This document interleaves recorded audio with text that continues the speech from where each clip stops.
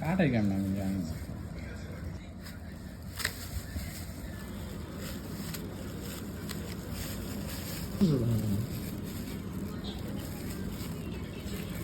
আমি তো এমনি কাটতে লইছিলাম, বেশি পন্ডিতি করতে যাই আমার।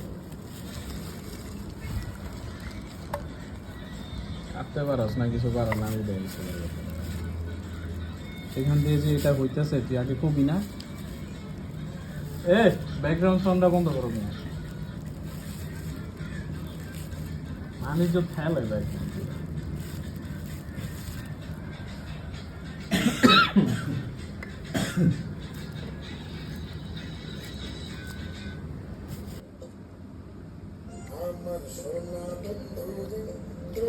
হুম